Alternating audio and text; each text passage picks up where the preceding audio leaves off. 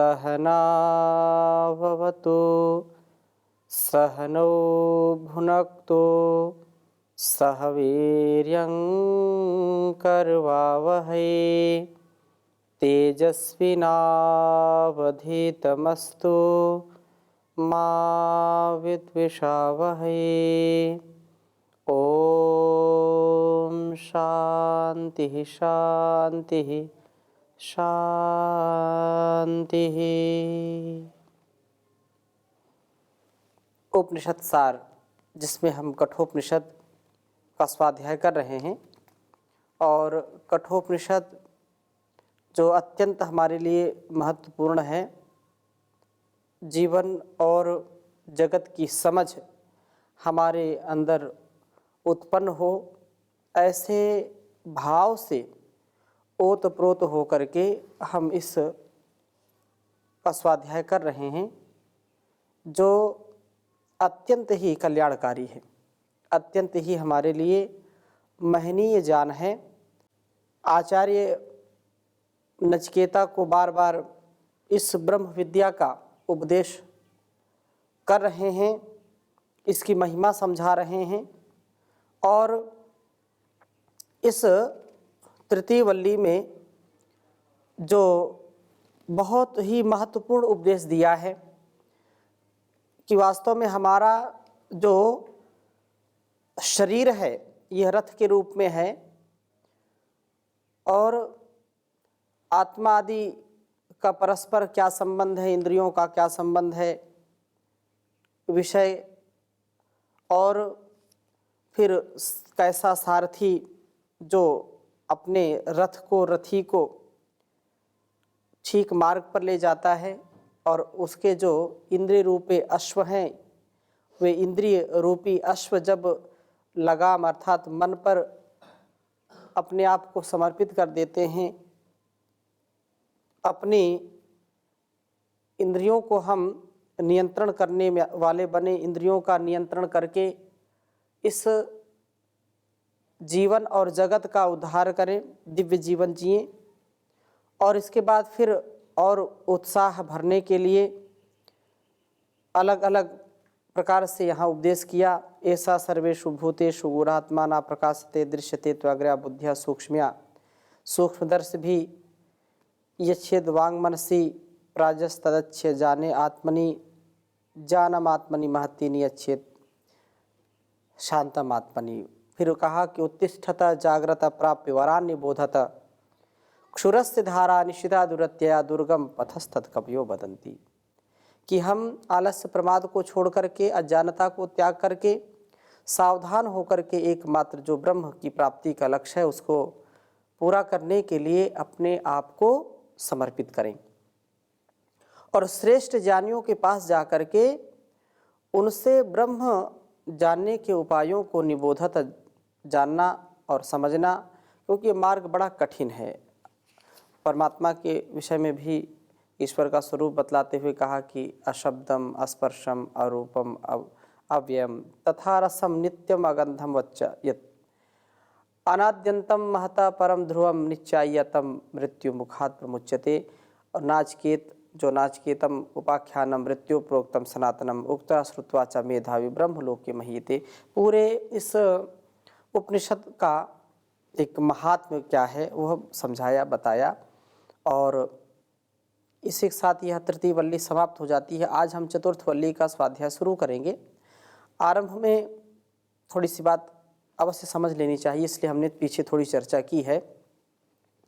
जो रित का, आत्मा का, ईश्वर का, यज्ञ का और ब्रह्म की प्राप्ति कैसे होती है इत्यादि विषयों को विस्तार से कहा है। अब इस चतुर्थ वल्ली में इंद्रियों की विशेषता मनुष्य का मुख्य कर्तव्य है, और ईश्वर का निवास हृदय में भी है, उसको वहीं खोजना चाहिए। यह अब इस वल्ली में बतलाएंगे। ब्रह्म विद्या से संबंधित है, अत्यंत महनी है, ग्राही है हमारे लिए, सबके लिए, और ऐसा जान करके ऐसा जीने का हमको प्रयत्न करना चाहिए। कहा है परांचिखानी वृतृण स्वयंभू तस्मात् परां पश्यति नान्तरात्मन् पराचिखानि वितृणीत स्वयंभू तस्मात् परां पश्यति नान्तरात्मन् कश्चिद्धीरः प्रत्यगात्मानमैच्छत् आवृत्य चक्षुरमृतत्वमिच्छन् कश्चिद्धीरः प्रत्यगात्मानमैच्छत् आवृत्य चक्षुरमृतत्वमिच्छन्। बहुत सुंदर बात कही है कि हे नचिकेता, ईश्वर ने परांची खानी, ये कहा कि ये जो खानी, खानी माने इंद्रियाणी, खानी इंद्रियाणी, इंद्रियों को परांची बहिर्मुख वाला व्यतिरिक्त बनाया है। अर्थात हमारी इंद्रियां जो हैं वे बहिर्मुख हैं और बाह्य विषयों को प्राप्त करने के लिए सदा तत्पर रहती हैं, उनको प्राप्त करना चाहती हैं। इसलिए तस्मात्, इसलिए ये जो बाह्य विषयों को ही देखती हैं, बाह्य विषय को देख करके, बाह्य विषयों में आसक्त होकर के फिर मन को भी अपने साथ ले लेती हैं और फिर अनर्थ हो जाता है। तो ये क्योंकि स्वभाव से ही बहुत प्रश्न आते हैं, बहुत लोग करते भी हैं और वास्तव में बात सत्य भी है कि बार बार हम मन को, इंद्रियों को हटाना चाहते हैं विषयों से, फिर हटती क्यों नहीं। ये हम जानते हैं कि यह जो वासना से युक्त जीवन है यह कल्याणकारी नहीं है, श्रेयकर नहीं है, किसी भी प्रकार से हमारे आत्मोन्नति के लिए यह कल्याणकारी नहीं है, ये भद्र नहीं है। फिर हम क्यों उनमें चिपक जाते हैं, उनसे हम आसक्त होकर के उनसे बाहर क्यों नहीं आ पाते हैं। तो ये बात कही है कि क्योंकि ये इंद्रियां ही बहिर्मुख बनी हुई हैं, अर्थात परमात्मा ने इनका जो विधान किया है, निर्माण किया है, वो बहिर्मुख बनाते हुए किया है।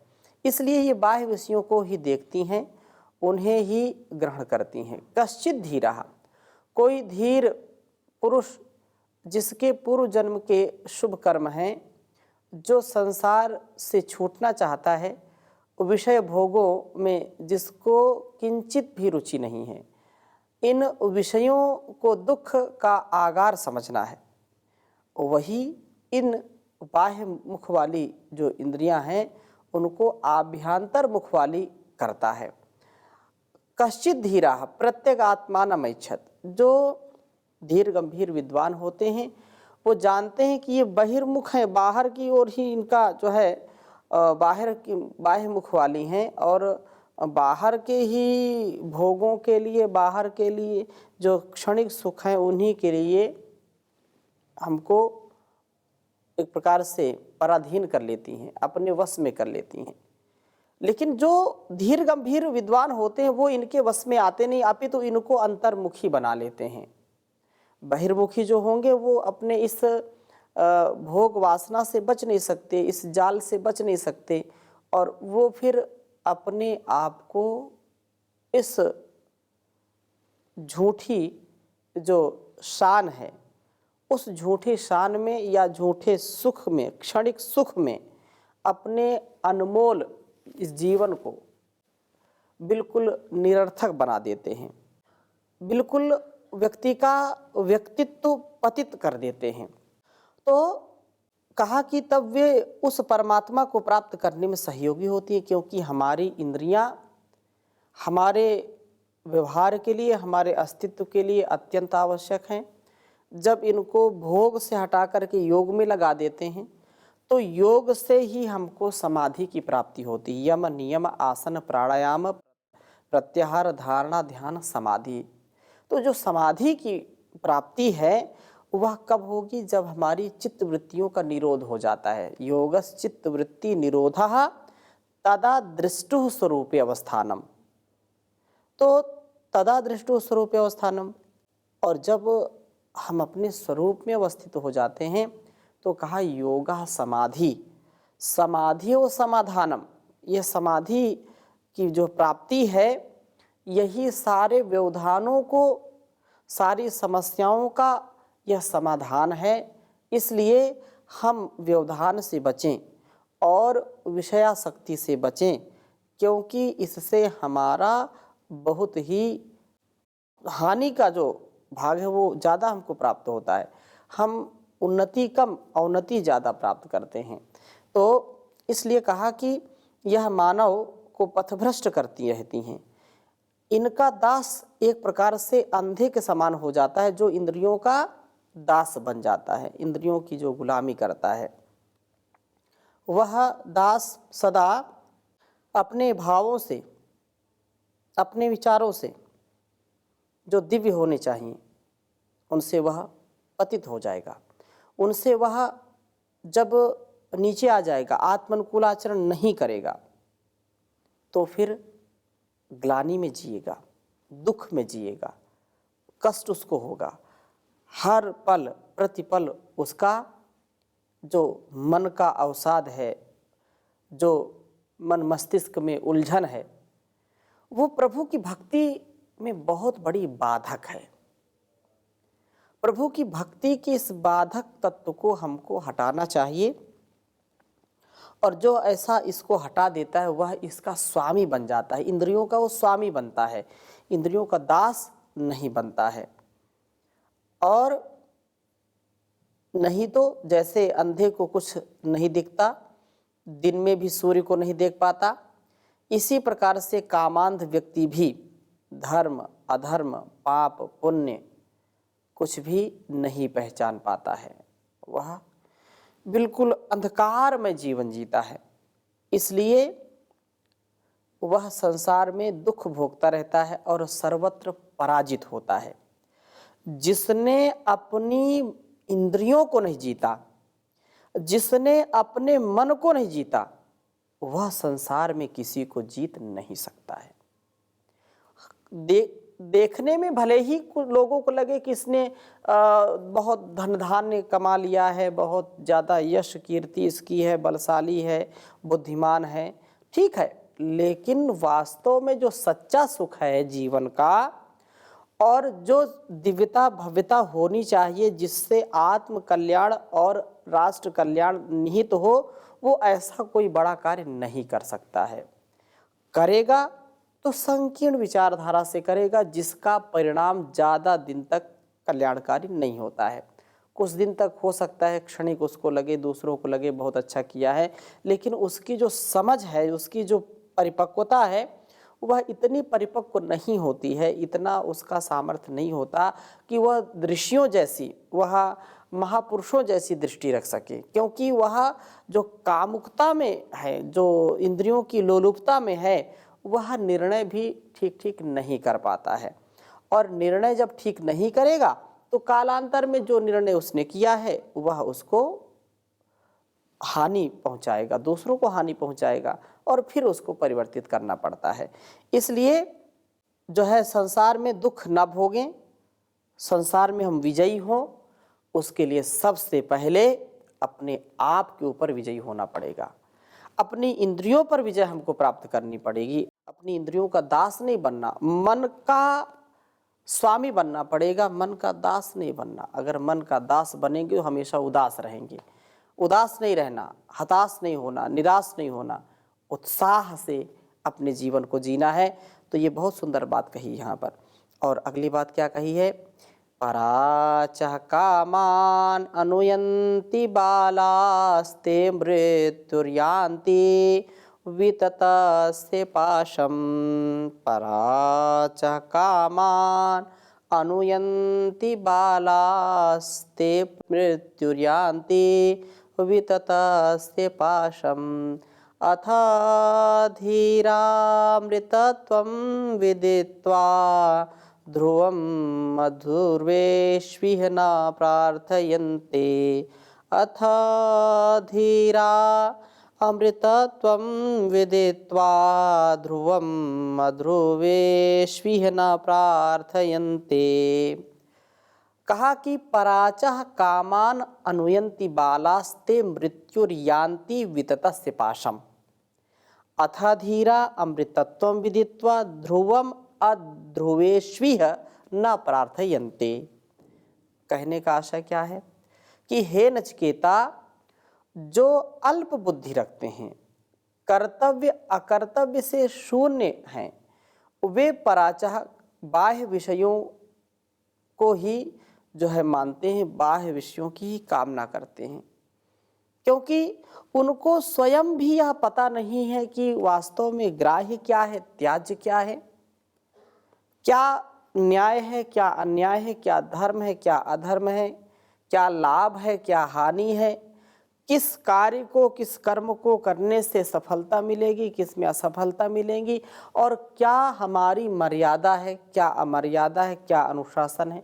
जो इस तथ्य, इस सत्य को नहीं जानता है, नहीं स्वीकार करता है, नहीं विचार करता है इस पर, ते वे पराचह कामान, बाह्य विषयों भोगों की ही कामना करते हैं।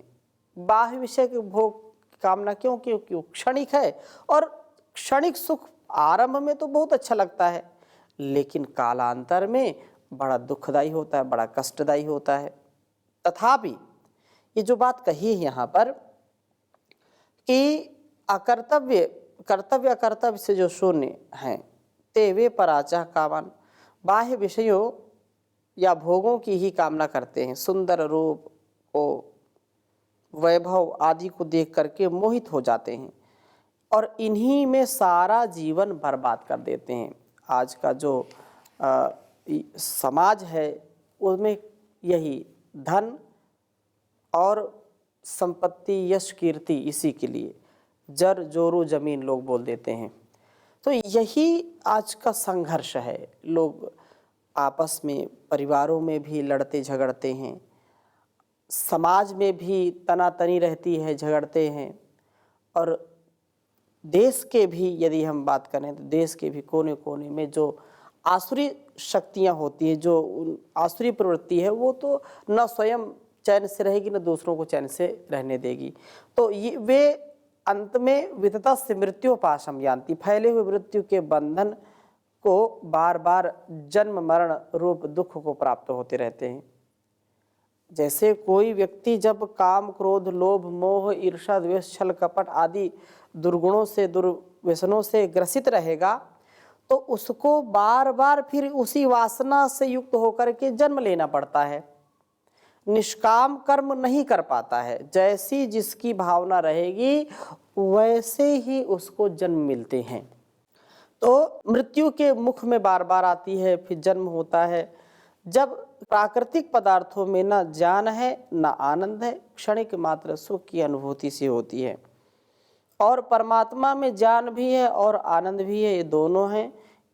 इसी को धीर जानी जान करके अध्रुवेशु, जो अस्थिर हैं, अनित्य हैं, क्षणिक हैं, सुखदायकों में न फंस करके, जो क्षण भर का सुख और फिर दीर्घ काल का दुख जिससे मिलता है, उस कार्य को कभी ना करें। वैसे सुख से हम दूर से ही प्रणाम उसको करें कि हमको ऐसा सुख नहीं चाहिए जो पहले तो अमृत के समान और बाद में विष के समान हो।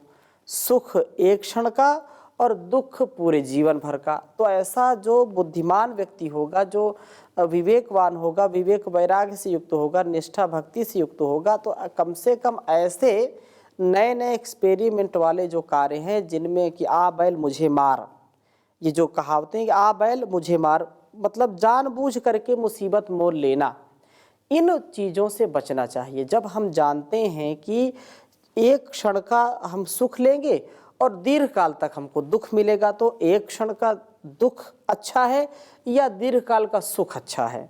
हम उस समय जब उसको टालना चाहते हैं तो एक क्षण का दुख भले ही हो सकता है, लेकिन उस मुसीबत से, उस भोग से, उस वासना से, उस इंद्रिय लोलुपता से जो हानि होने वाली है उससे हम बच जाते हैं। एक क्षण तो लगता है अरे ये तो एक बार हम इस भोग को भोग लेते, इस विषय का हम ग्रहण कर लेते, रूप रस गंध शब्द स्पर्श का सुख ले लेते, लेकिन जब स्थित प्रज्ञ हो जाते हैं, जब हम अटल हो जाते हैं, अचल हो जाते हैं और पूर्ण ज्ञान से युक्त होकर के जब हम आनंद की जब प्राप्ति करते हैं और क्षण के सुख का हम जो है कोई भी मन में मलाल नहीं रखते, कोई भी हमको पश्चाताप नहीं होता कि अरे हम उसका भोग क्यों नहीं कर पाए, तो व्यक्ति को शाश्वत सुख का आनंद मिलता है।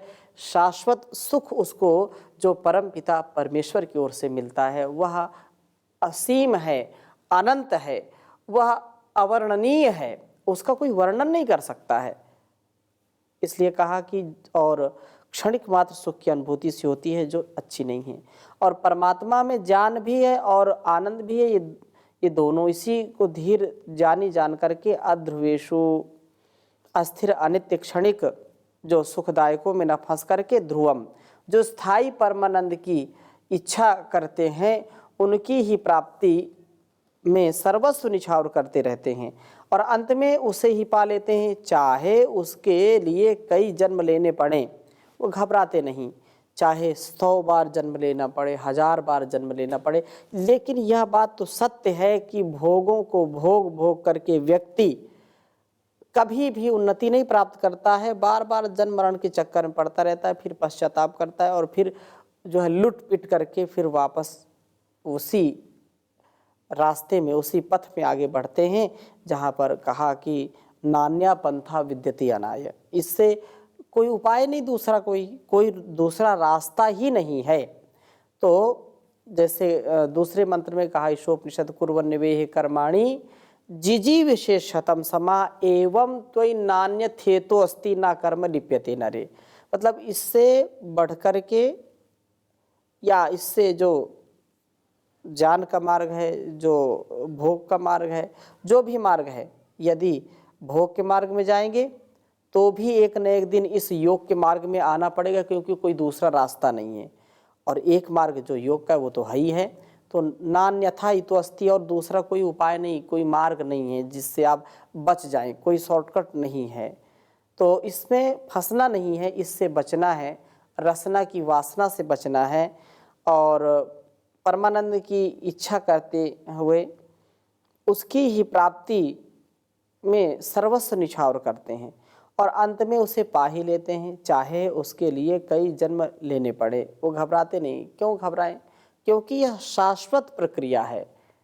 पुनरपि जननम पुनरपि मरणम पुनरपि जननी जठरे शयनम यह संसारे खलु दुस्तारे कृपया पारे पाहि मुरारे भज गोविंदम गोविंदम भज मूढ़मते। तो यह जो मूढ़मति है, यह जो अल्पज्यता है, ये बड़ी घातक है, इससे हम बचें। और बहुत सुंदर बात कही है कि जो धैर्य को साधारण लोग धैर्य छोड़ देते हैं, धैर्य को भी त्याग देते हैं और पथभ्रष्ट हो जाते हैं, परंतु एक बार किसी व्रत को ले लिया, एक बार प्रण कर लिया कि इस पथ पर जाना है, तो वो सदा उस पर अडिग होकर के जो चलता है वही अपने लक्ष्य को, मंजिल को, अपने दिव्य स्वभाव को प्राप्त कर लेता है। और तीसरे श्लोक में क्या कहा? ये न रूपम रसम गंधम शब्दान स्पर्शांश्च मैथुनान एतेनैव विजानाति किमत्र परिशिष्यते। एतत् वै तत्, अब यहाँ से एतत् वै तत् एक चलेगी और बार बार इसी बात को कहेंगे। ये न रूपम रसम गंधम शब्दान स्पर्शांश्च मैथुनान एतेनैव विजानाति किमत्र परिशिष्यते। एतत् वै तत्, कि हे नचिकेता, इस ब्रह्मांड में दो चेतन महत्वशाली शक्ति हैं। एक तो परब्रह्म परमात्मा है जो इस जगत का धारक है, उद्धारक है, और एक जीवात्मा जो इस शरीर का स्वामी है। एक तो पूरे ब्रह्मांड का स्वामी और एक पिंड का स्वामी। यद्यपि पिंड भी उसी की व्यवस्था में ही है, परमात्मा की व्यवस्था में ही है, अलग नहीं उससे, तथापि कह देते हैं ये न रूपम रसम, जिसकी शक्ति से ही आँख देख पाती है, कान सुन पाते हैं, रसना चख पाती है, त्वचा स्पर्श कर पाती है और नासिका गंध सुगंध दुर्गंध का अनुभव कर पाती है। तो जिह्वा रसास्वाद लेती है, नासिका जो है गंध ग्रहण करती है, कान शब्द सुनते हैं और त्वचा स्पर्श का अनुभव करती है। जब वह जीवात्मा इस शरीर से निकल जाता है तब कोई भी इंद्रिय कुछ भी ग्रहण नहीं कर सकती है, नहीं कर पाती है। यही आपका तृतीय प्रश्न था कि मरण के पश्चात किमत्र परिशिष्यते। नचिकेता ने जो प्रश्न किया था कि मरने के बाद क्या शेष बचता है, किमत अत्र परिशिष्यते, यह मैंने आपको बतला दिया कि एतत् व एतत्, जीवात्मा ही सदा रहता है और जो है शरीर नहीं। कारण प्रकृति ये तीन जो है अकारण वाले होते हैं, तीनों अकारण होते हैं। कारण प्रकृति ये तीनों अकारण होते हैं, किसी के कार्य नहीं, इसलिए ये नित्य हैं, शेष रहते हैं और सदा जो है रहते हुए इसी कारण इन तीनों को ही अनादि कहा गया है। इन तीन में कोई कोई जो है नित्य और अनादि स्थायी नहीं है। इस रहस्य को जिसने जान लिया वह ज्ञानी है, अमृतगामी है। संसार के अस्थायी विषयों में लिप्त ना ज्ञानी हो सकता है और ना ही अमृत को प्राप्त कर सकता है। इसलिए यह जो बात कही है कि तीनों ही यह नित्य हैं, अनादि हैं, इन तीन में कोई भी नित्य और अनादि स्थायी नहीं है।